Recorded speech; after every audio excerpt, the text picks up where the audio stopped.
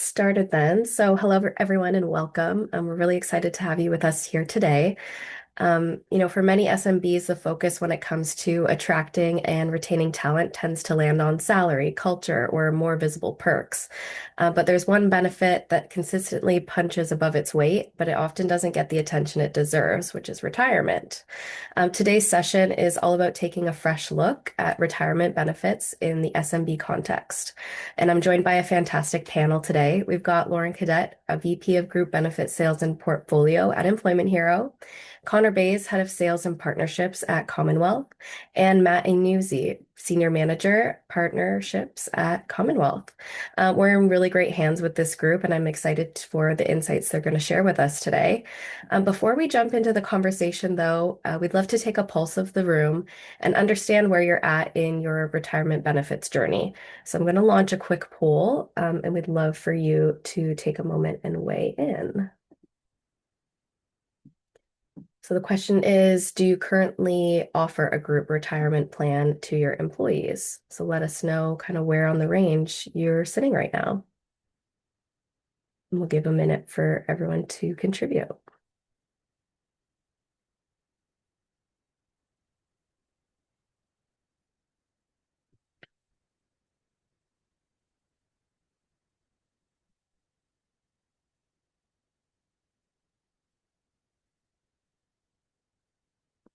Perfect. I think we've got some good participation here. Lots of no, but they're interested in learning more. I think you've obviously come to the right place today, so that's really great to hear. I'm going to end this and share some results with you all. Awesome. Thanks for participating in that. So yeah, without further ado, I'm going to hand it over to Lauren to kick things off. Lauren, you might be on mute. Let me know. Can you hear me? Did I come off mute? Yep, I can hear you now. Perfect. Go, and there you go. Perfect. Excellent. Great start being off mute. Thank you, Natalie, for the introduction. I think really the thank you goes to Connor and Matt for joining me. I'm looking forward to spending some time with the two of you today.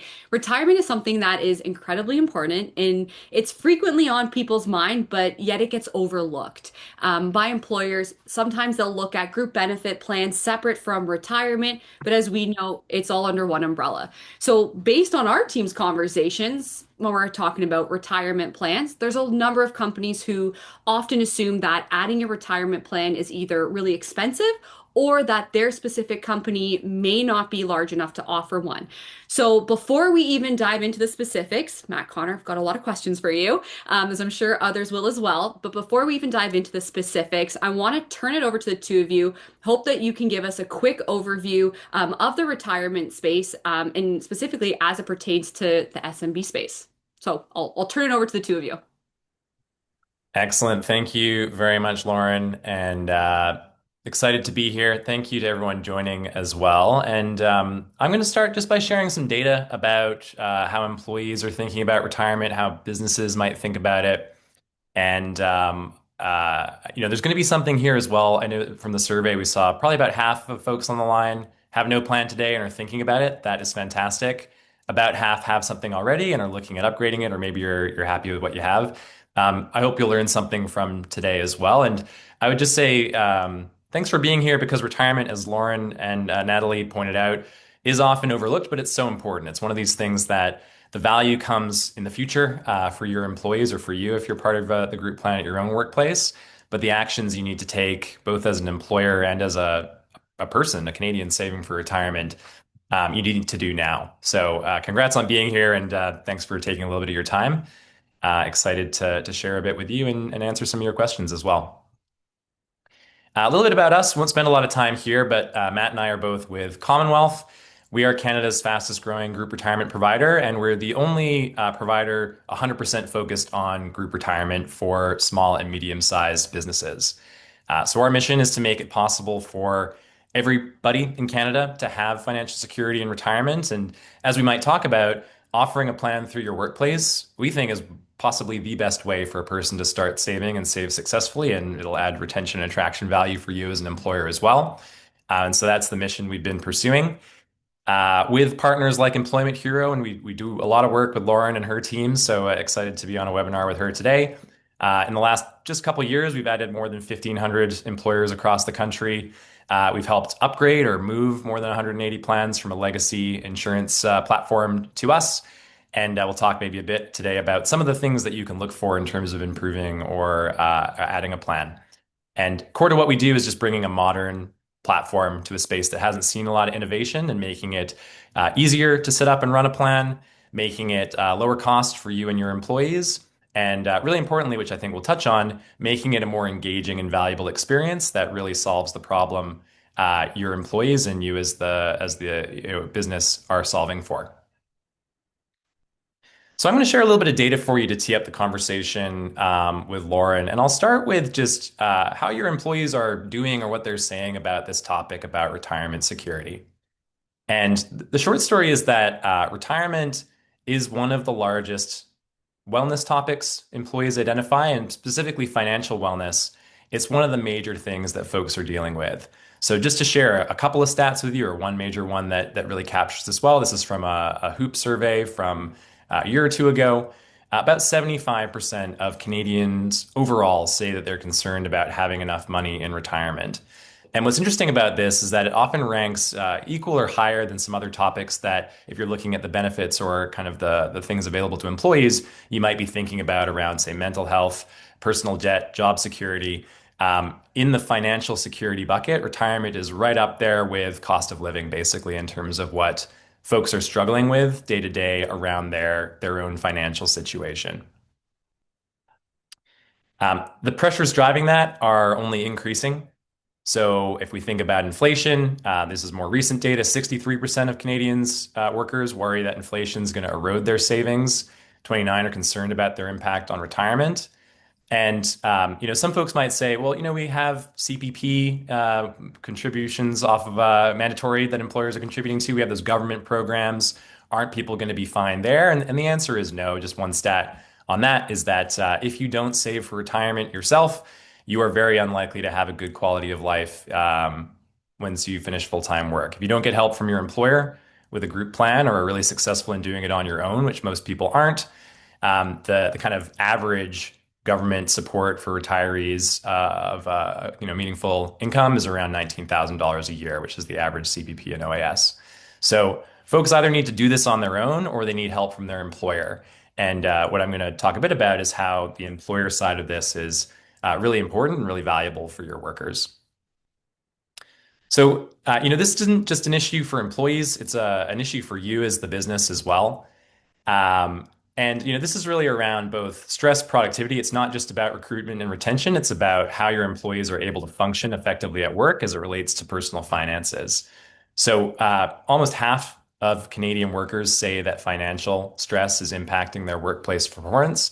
And a similar, high share, 1 in 4, say that their day-to-day workday, they experience distraction due to personal finances. So if your employees are telling you that financial stress is one of the number one things distracting from their productivity, retirement is likely the number one or number two driver within that if you look at financial topics for employees. This is showing up in turnover. So we're going to get to the business case for upgrading or looking at your plan or making sure you're getting the most value from it or starting a new one. A lot of that's around turnover, right? So why do you have a retirement plan as an employer? Well, yes, it's to provide a great benefit, to take care of your people. It's to attract employees, and it's to keep good employees that you're hiring.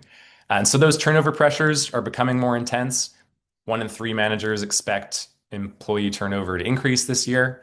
And that's really costly, right? So part of the business case you can make if you're thinking about a new retirement plan or many of the benefits, I think that Lauren and team work on over at Employment Hero, the cost of turnover is very high, right? So the latest data is this is one measurement, something like $30,000 on average is the cost of an employee turning over. That's the time spent to hire them, to train them, the lost productivity of your existing team and bringing that person up to speed.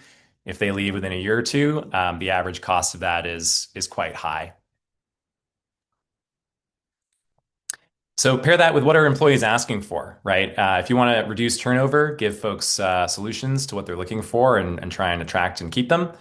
71% of Canadians say that they're willing to forego a higher salary for a better or an improved retirement plan.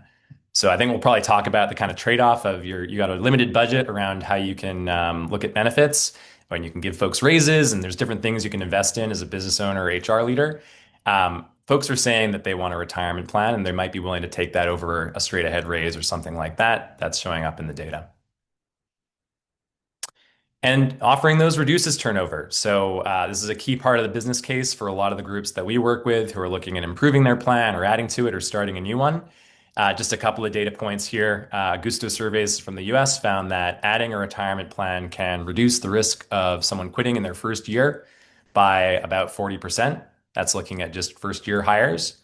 And a different study from the Center for Retirement Research found that offering a retirement plan can reduce turnover by 35 to 75%. So pretty wide range in there, but quite an effective way of addressing specifically that turnover issue by giving them that long-term future-focused benefit that builds value over time. So if we think of a business case, there's more sophisticated ways of doing this, and we love working with folks like Lauren and her advisor team, working with business owners to think about the business case for improving a group plan or adding a new one. A couple ways you can think about it, right? If the cost of turnover is 20 to 50% of an employee's salary, that's tens of thousands of dollars or more for each person who leaves your organization. We're going to talk a bit about cost, but it's not that costly to add or improve your group plan. You can get started at something like 1.5 to 3K per employee per year, depending on the structure and the match you do. So not a massive investment, maybe 2 to 3% of payroll overall for a typical plan. But preventing one departure can effectively pay for 10 to 20 employees' retirement plan. So if you can meaningfully impact turnover, the retirement program can effectively pay for itself or well beyond that. And we're happy to help folks who are interested do that kind of ROI calculation if you're trying to build a business case for bringing something in or, again, enhancing what you have today. And I'll just end with something that's relevant both to the folks who say they don't have anything today and they're thinking about it, as well as the folks who have a plan already.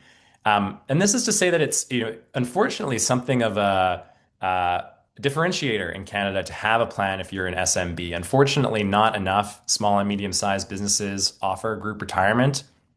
If you look at the data, and the numbers here are for businesses between 4 and 500 employees, so not micro, 1 or 2 person shops, but between 4 and 500. There are about 600,000 of those types of businesses or nonprofits in Canada. Only about 15% of them, or 80,000, have any kind of group plan. This could be a group RSP, DC pension, different account types. Won't get into the detail. But if you're among that 15% of employers, the question for you is, how do you get the most value from it? Which I think we'll touch on today. And if you're not, there's a real opportunity to add value here and stand out from the crowd, offer something that most of your competitors might not be doing, but can add really significant value for you and your employees. So with that, I think I've used up, 8 or 10 minutes on the data, and we can transition, Lauren, into some questions that I think you have for us around this topic. Amazing. Actually, Connor, just before you do that, so you just mentioned that there are a few companies in the SMB space that are offering a retirement plan, but then you've also just shared such valuable data. Why aren't more small businesses already offering a group plan? We saw the value from your data. Why aren't they offering it? Yeah, I think in a nutshell, Lauren, if you look at survey data, what employers say when asked about this, the two things that come up most often are complexity and cost. And I think we'll probably chat in a second about things that have changed to make those two things a bit less prominent. But even on the complexity side, if you look at how the space has evolved in Canada, the legacy solutions, just on the complexity side, come from serving a larger employer space. So the pattern in Canada was back 20, 30, 40 years ago, there were really large, different types of defined benefit pension plans that really only large organizations could offer. They're pretty complicated.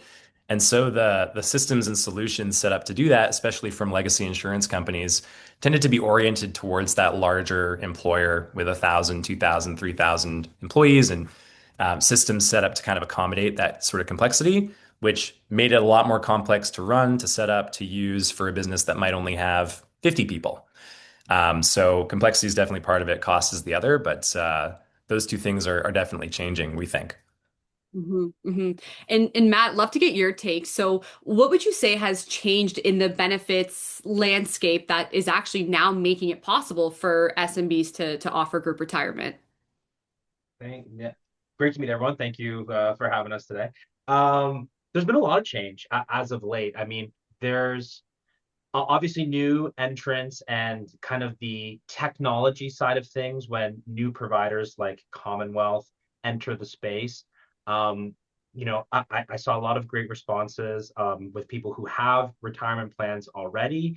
Um, I imagine a lot of those are with the large insurance companies. And that's no longer the case. There are new options available. Tech has allowed us to rethink plan design, pricing, service models, how employees can enroll. It doesn't have to be done on paper. With greater innovation and technology has also come a lowering of fees that the technology has allowed us to be a little more efficient in how we operate, efficient in how we service and help members engage with their plan. And all of that has allowed us to pass on those fees to lower investment management fees for employees as well. So they keep more money in their pocket when they're ready to enter retirement. hmm hmm I think when you said the technology, you don't have to necessarily fill out papers. You can do it online. I think so many people had a moment there. So thanks for pointing that one out.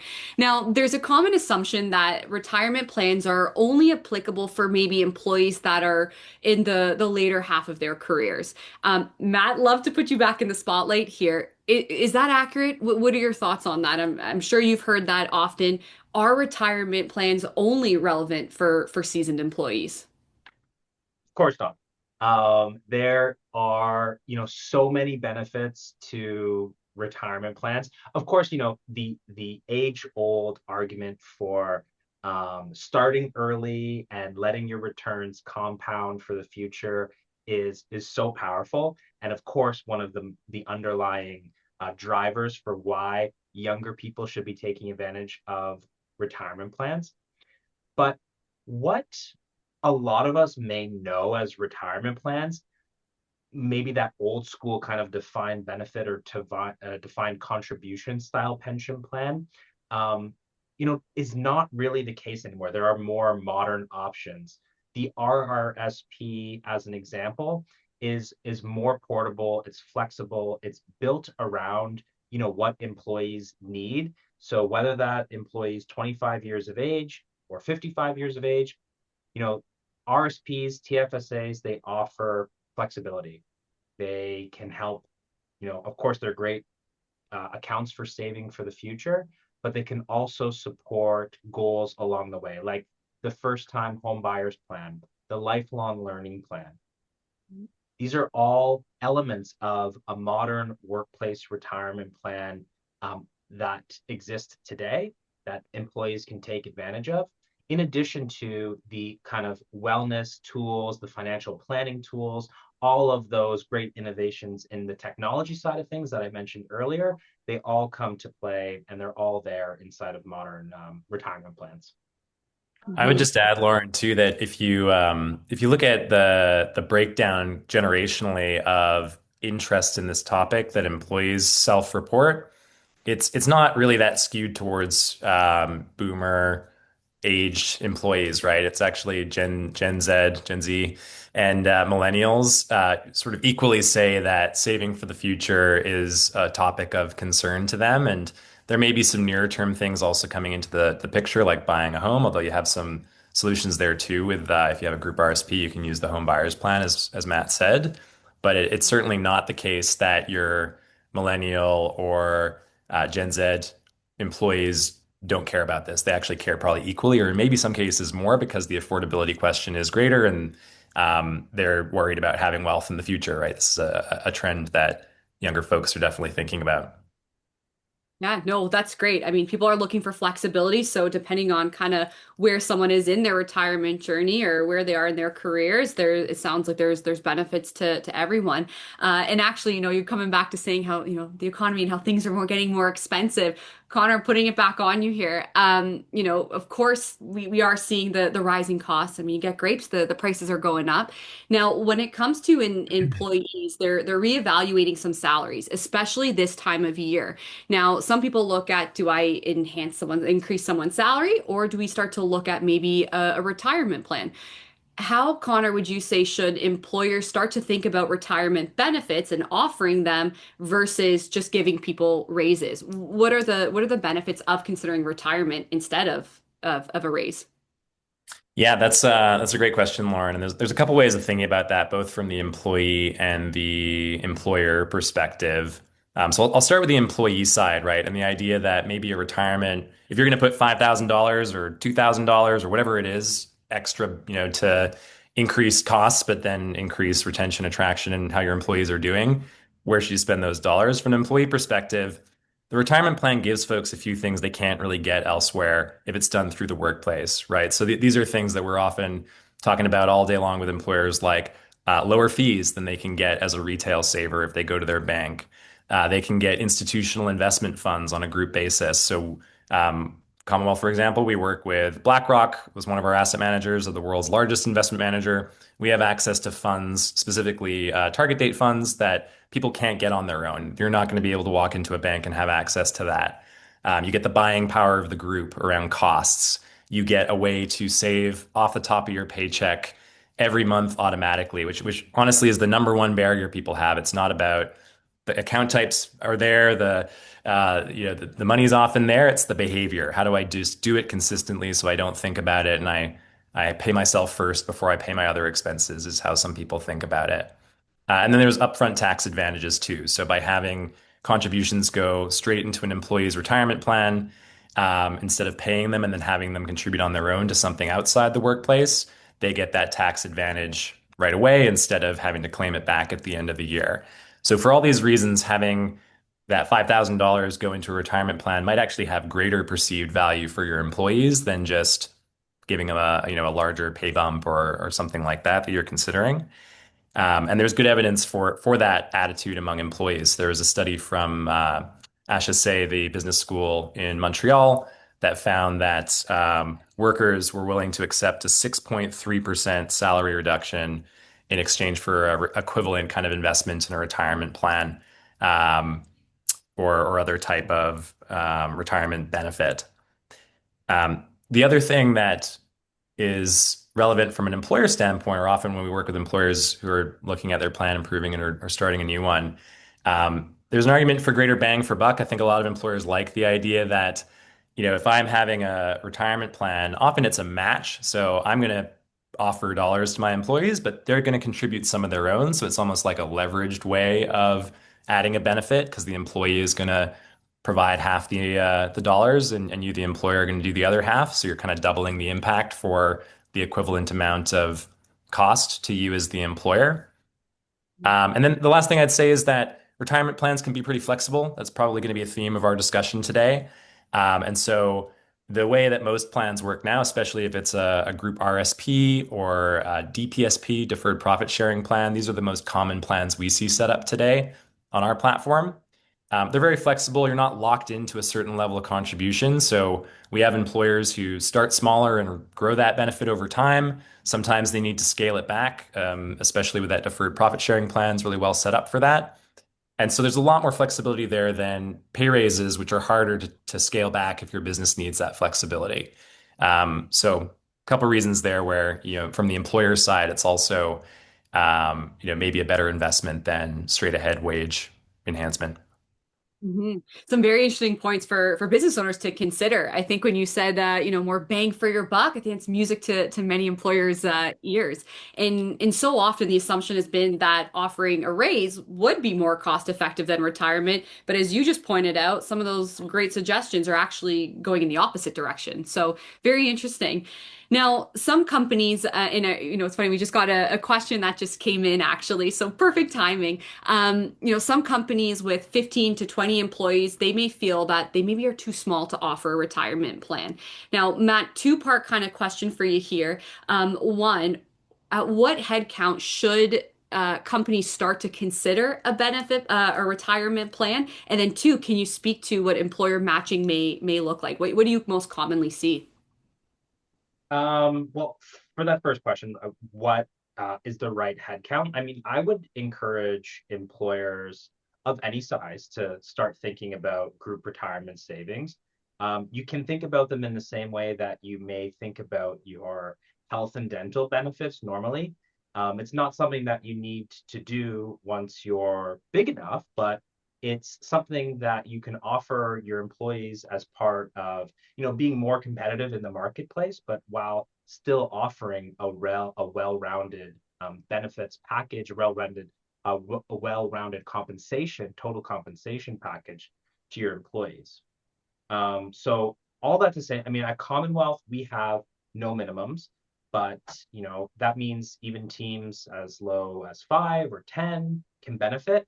As Connor kind of touched upon earlier, smaller organizations may feel the pinch even more when a employee leaves. One person leaving a 10-person company is a much more significant loss than someone leaving a 100-person company. So it doesn't have to be sequential, health first, retirement later. They can be built together. And to that question that came in the chat, modern platforms like ours, they're can't speak for everyone and everyone that's available out there, but we have no minimum, so you could start small scale as you grow. Now, the second part of your question, what do we commonly see as a match? I'll say that the benchmark in Canada across the board, across all industries, all company sizes, is typically a 5% match, 5% dollar for dollar match. But that said, starting anywhere is a meaningful difference, compared to nothing at all. So whether that means 2 or 3%, we see a lot of our small business customers start at that 3% place, that 3% match, and that is totally fine. That is a meaningful benefit. It is something that is maybe sustainable, that you can offer to all employees comfortably, and you can always increase that match. You can always make the plan design more robust as you grow. And our team's always happy to have conversations around benchmarking, around how much this might cost and what's the right fit for your business. Hmm. And I think you said something just so important there of, starting somewhere. So often, we think we have to go all at the very beginning, but it sounds like we don't. So, thanks for sharing that. I think a lot of people have probably, jotted a note there. So far we've our conversation has been geared towards those who are not offering a benefit plan, but as we're kind of halfway here, I would like to shift the focus a little bit for companies who are offering a plan. So for employers who are offering a plan that maybe went into effect a few years ago, if not longer, Connor, at what point should they consider reviewing it to ensure that it's still meeting their team's needs? And what are maybe some indicators to look out for that may suggest it isn't meeting their needs anymore? Yeah, that's another great question, Lauren. I'd say if you're already making the investment in a plan today, offering that, if you're on this call today and you have a retirement plan, you might be at that level Matt described, 5% match. That's a significant investment you're making. And the question that you should ask, I guess, is how do you get the most bang for buck from that, right? How do you get the most out of the plan that you have, given that you're offering that match and sending those dollars to employee accounts? And I'll answer your, when should you review question in a second, Lauren, but I'll just describe a situation we see all the time because we work with a lot of employers who are looking at moving a plan from usually a big three insurer, Manulife, Canada Life, Sun Life, we all know who they are, to us. And what we see is a couple things. This might resonate with folks on the line. We'll see that a plan's up and running. Probably most employees are participating. So people are taking those free dollars. Basically, they're signing up and they're taking that 5%. But they may not really be engaging beyond that, right? So what we see all the time is the plan's there, people are enrolled, but if you look at engagement numbers, how often do those employees come and use the tools available? How often are they even logging into the portal to see that they have one? How deep is their understanding of the plan? If you ask them, hey, like, what do you think of our company's retirement plan? How does it work? Could they answer? And usually the answers to those questions are no, right? We often see employees don't understand it. They're not aware it really exists. Maybe they enrolled when they joined the company. But other than that, they haven't given it a second thought. So, that's okay for their retirement security in the sense that they're going to take the match and enroll and start getting those contributions. But it's probably not doing a lot for your retention and attraction goals as the employer. If employees don't know about it, if they're not engaging with it, if they're not seeing its value, it's not going to contribute towards those goals. That's something we see all the time. The other missed opportunity is often around fees. So if your plan's been around for a while, a lot of employee value might be not being delivered because they're paying higher fees than they should. And there's been a lot of movement there in the market. But if your plan's been around 3 years, 5 years, 10 years, often longer, the fees your employees are paying on their savings within the group plan might be a lot higher than they need to be. And then the third piece, kind of related to the engagement point, is around education. You cannot educate enough. There's so much help employees need on their plan. And we often just don't see that happening in the market today, where, again, it gets set up, contributions are flowing, that sort of base case, but there's so much more you could be doing to help your employees plan for retirement more effectively with this contribution you're making being one of the best ways they can do that. So to come back to your question around, when should you look at it, Lauren? There are guidelines that govern group plans. Something called the Capital Accumulation Plan guideline is how group RSPs, pension plans are sort of overseen in Canada. Those guidelines were updated this past year, and they do specifically recommend that as an employer that you review your plan at least once a year. It doesn't have to be really, complicated. If you're a small business, the bar for review is not like multi-week, many hours. It could be a short half an hour call with your advisor, like the folks at Employment Hero. And in that, you should look at those things, right? How is engagement looking in your plan? What are the fees your employees are paying? Is participation good, right? That could speak to whether education's happening effectively. What do the investment choices look like? There's been a lot of movement towards good defaults like target date funds. That's what we use on our platform. That's where the industry has gone. Is that where employees are going? And so, there's a bit of a call to action. We might end here too, but if you take just half an hour to talk to your advisor and do a bit of a review of what your plan looks like, you might be able to go from that situation of people are joining but don't really understand this thing to maybe I want to move it somewhere where I get a much higher rate of engagement. It's easier to use, a more modern platform. This is partly what we're trying to bring to the market as well over at Commonwealth. Interesting, right? So often we set it and forget it. How often have we heard that phrase, especially when it comes to retirement plans? So when it comes to reassessing the fees alone, as you had mentioned there, but also for those legacy plans that were maybe once designed for a cohort of employees that may no longer even be with the company, and it was based on their needs. Times have changed, and I know Matt earlier you even mentioned that the industry is evolving, so we should review our plans as well. So very Yeah. very there.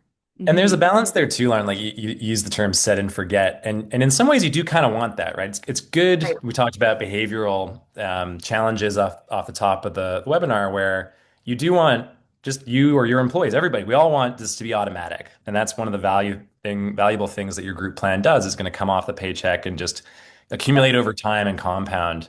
But at the same time, there are lots of things employees need help with. And there's questions like how much do I need in retirement? What do government benefits look like? I want to purchase a home. How does that factor into my decision making? And so you want to help people with those questions as well. And at the same time, you want engagement, like we were talking about. You want them to know about this plan and understand it. So, you know, we look at that type of thing really carefully here, and we actually see with Commonwealth that the average plan member accesses their app or their employee account about 15 times a year on average. So we don't actually see set it and forget it activity. We actually see our plan members coming back and engaging with planning support. We have financial planners that they can speak to. They engage with educational content, and they're not changing their contributions. They're not changing their investments. It's not about tinkering with the actual flow of money. That part's more set and forget it, ideally. But they are accessing education and planning support that really builds that value and helps them with some of the issues we identified on the earlier pages. Hmm. And it's I of course we've partnered together for a number of years now. So I know how Commonwealth operates, but right there you said, how often people are logging into their app and that people do need support.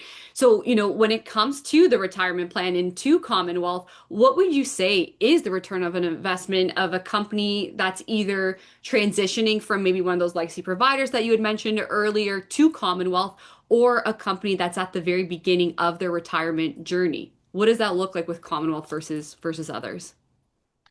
Yeah, that's a great question. I'd say it might be a little bit different for those two scenarios. What's common across both of them is, we want to provide the best plan for life for the end user, the employee. So low fees, really solid investments, easy to use, great planning support and education. Those are the types of things that we talk to employers about. And if you value those, we hope to be kind of a provider of choice for small and medium-sized businesses. Also really easy to use, right? We know that the average SMB, if you got 100 people, 50 people, 20 people, or even fewer, you need something that works really seamlessly with your current workflows, your payroll process. We make it really easy to work with Employment Hero, HRIS, and payroll, and we think that the market has a long way to go to make it even more automated for the employers in Canada who are trying to run benefits like group retirement with a good payroll system. Um, and then, really specifically on those two different types of situation you might be in as an employer. If it's a new plan, one of the things we want to do for you is make it really, really easy to set a plan up. So not talking, weeks and months, but a week or two to get it up and running. Few meetings, works with your payroll, whether it's Employment Hero or another one, with a few clicks, and you're off to the races. And we help educate your employees and get them enrolled in something really seamless and digital and easy. Um, if it's an employer that has a plan already who's looking to upgrade something, I mentioned lowering fees, and I mentioned some of the areas of value. One of the opportunities we often see with an employer who's transferring an existing plan over from a legacy carrier to us is using that as an opportunity almost to relaunch the program.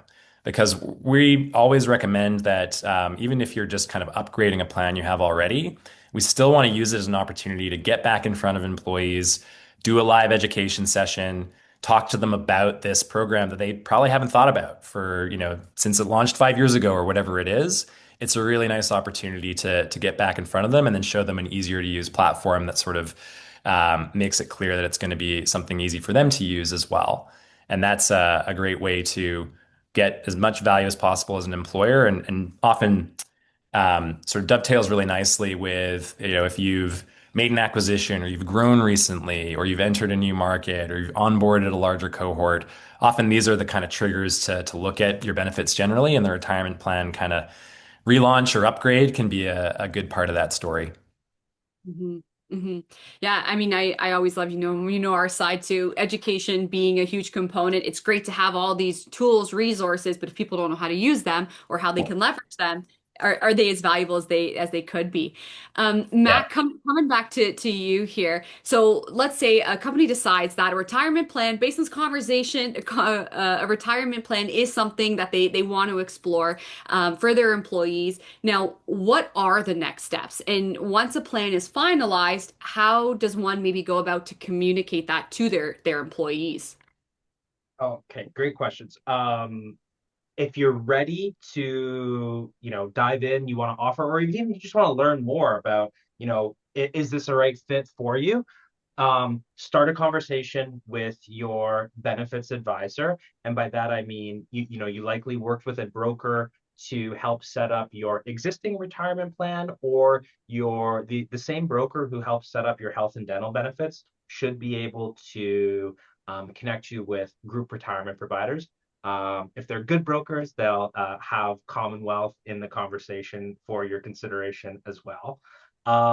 If you don't have a broker, or maybe you want to explore different brokers, Lauren and team at Employment Hero offer that service as well, and they do it quite well. So you're always welcome to reach out to them and have a conversation. Um, but from there, once the conversation it has started with your broker and with Commonwealth or whatever provider you are going with, think about what the benefit will look like, what level of contribution do you want to offer, and together, and it's going to be a collaborative conversation around what is sustainable and competitive for your business, for your workforce. Um, with us, if you chose to go with Commonwealth, we can support that entire conversation, share benchmarking, let you know what your options are, and when you are ready to go, we can have your plan up and running in just a few weeks. As part of that communication, to your second question, Lauren, there is a lot of opportunity around launching the plan correctly and building excitement. This really is a great benefit, especially when there is an employer contribution. It's essentially free money for the employer. You're giving them a bit of a raise. They maybe need to do a little bit of contributing on their own in order to get that raise, in order to get that employer contribution. But building that excitement is really important at the front end. But on a continual basis, there can be ongoing education, reminders, workshops, everything that we need to do to drive participation, continue to keep people engaged, but not only engaged, participating and taking advantage of the benefits and the tools that are available to them inside the plan. Again, we can help handle education, enrollment, that ongoing support. That's where our team is really passionate about helping, bridging kind of the gap between, there's a really great tech platform that we have developed, but together with really strong support to make sure that its use and its implementation is successful for everybody. Support being the big theme there. It's great to decide to move forward, but then it's what do I do now? So thanks so much, Matt, for giving some insight into maybe what next steps look like. And overall, Matt, Connor, thanks so much. This was super, super helpful. I think we have a lot to take away from our conversation. Appreciate you sharing your expertise, but more importantly, silencing maybe some myths that maybe were circulating around the retirement space. Now, I would actually like to turn it over to some questions. So if anyone has any questions, we're already seeing a couple come in. If anyone has any questions, please you're welcome to come off mute, but you're also able to throw them in the chat here. One that's actually already come up. I know Matt, you already answered one around the minimum. Now, someone asked, should participation be mandatory? But I also want to tag on a little bit more to that. Do you have to offer it to all employees? Can you offer it to certain classes? What does that look like? It's a great question. So to the original question, it's not, at least, in Canada, the vast majority of plans are of voluntary participation.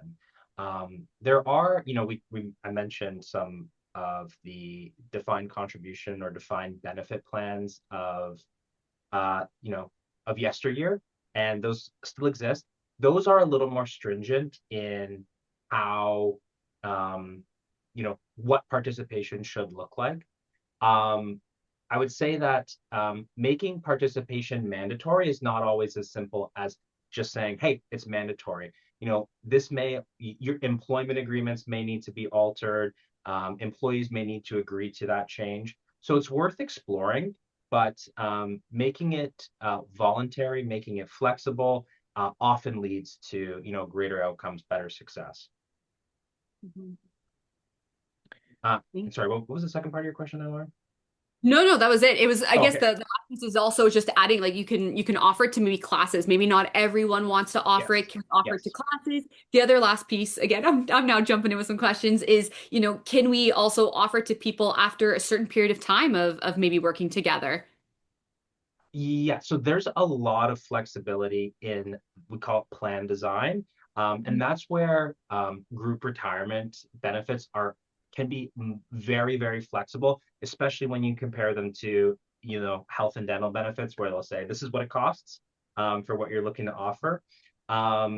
there is a lot of flexibility. So, as Lauren mentioned, if you want to segment your workforce by groups, and by that I mean by seniority, by years of tenure, you are able to do that. You are able to offer different benefits to different groups of employees. And that could be a really effective strategy for, managing costs and driving that retention and engagement from your employees. Mhm. Okay, thank you. Now, when it comes to offering a retirement plan, of course, there's some companies who have members who will be on the benefit or be on the retirement plan, be with the company, and then maybe take some time off. What would that look like when it comes to retirement? If someone is with the company working maybe on a project, for example, they want to offer a retirement plan, maybe that person leaves for a short period of time and then comes back, 5, 6 months later. Can a retirement plan still be offered in that case? Is there anything to consider? Yeah, it can, Lauren. I mean, short answer is yes. So that scenario is certainly possible. And to Matt's point around flexibility, there's lots of flexibility on doing that. Other situations we see that are pretty common are when an employer wants to provide like a one-time bonus type of contribution into the retirement plan at the end of the year or in tax season. It can basically be payroll to payroll, what type of um, contribution you want to offer as the employer, and you don't want to make it too complicated. There's always a sort of clarity and education trade-off, and that applies to the different classes as well. We often say, you can have really any type of number of groups you want. You can have management and non-management and different tenure. That does make it harder to just describe to your employees what, the matched offer is. If it's 5% for everybody, it's very simple to explain to every employee and do in your group session, et cetera. Um, the other thing I would just add, though, is that uniquely the retirement plan, and at least the way we do it at Commonwealth, is that employees retain access to their plan forever. So your role as the employer is really to make that payroll-based matching contribution. There was a question I saw in chat. Typically, it is 1-to-1, so I will get $1 for every dollar I put in, up to 5% per paycheck. That's a really common way it works. And that's really it in terms of my role as the employer, is offer that match and facilitate contributions off of my paycheck. That's the thing you're doing and giving your employees access to this plan. But if I terminate, if I leave, if I retire, right, all situations where I'm no longer part of the employer universe, I've moved on, I actually still retain access to my account. And we work really hard to keep adding value for employees there. So if someone leaves, the workforce and has a Commonwealth account, we encourage them to keep using it, right? It's not going to be through payroll. They're no longer working with that employer, but they can contribute straight from their bank account. The fees stay low. The investment options are still there. The planning support, all of that is still there, and people need it, right? You're entering retirement or you've moved on to another job. People do this all the time. There's still so much potential to help them with those things they need help with. And so it's meant to be a plan for life. It follows you wherever you go. And ideally, you've got an employer making that contribution, and through payroll is the best way to do it. But even if you aren't, this benefit can travel with you if you would like. No, that's great. And actually, that kind of comes into the last question here, but I think you've already answered it. With regards to when it comes to industries and the hospitality space or any company that has a lot of turnover, should a retirement plan still be offered? But you already had mentioned that there can be incentives there, whether it's matching after a certain period of time. But then, as you just said, that could be setting something up, encouraging them and retaining employees to stay because they're going to get the match. But then also they can, if they do decide to move on, it goes with them. From my kind of expertise here of learning from you, anything else to add around industries and, companies that maybe have higher turnover when it comes to Yeah, I think retirement? I think all that's true. I think the one thing I would add is not everyone has the same work day to day, right? A lot of folks on this call probably sit at a desk, work at a computer, have access to a computer through their jobs. And that's not true of every workforce. The example that the person was asking about, they mentioned restaurants, very different day-to-day reality for someone working in hospitality. They're on their feet, they're not at a computer, et cetera. And so I guess one thing that we think a lot about is making the user experience really, really seamless, and technology really helps there. So, for example, our enrollment can be done entirely on an app. That helps with a restaurant workforce where you're not going to have folks log into a desktop computer and enroll in something, and they're certainly not going to use paper. So I think we've learned a lot about, just making sure that the education and employee engagement can work no matter the environment those employees are in. And because just speaking about Commonwealth, because we are a newer company, we're more technology oriented. We think that's what the industry needs, because the systems out there are kind of legacy 40, 50-year-old insurance platforms. That doesn't mean that the people we try and help are tech folks, right? It's like every type of company. That's where most small businesses are, is in a really wide range of industries. And using technology plus a great kind of human support system, which you mentioned, can be a great way to reach those folks, whether they're restaurant workers or factory workers or personal support workers. It really is, an opportunity no matter the workforce, because the needs are there no matter the workforce as well. Mhm. Thank you. Thanks for adding that. I'll leave those questions to the experts. So thank you.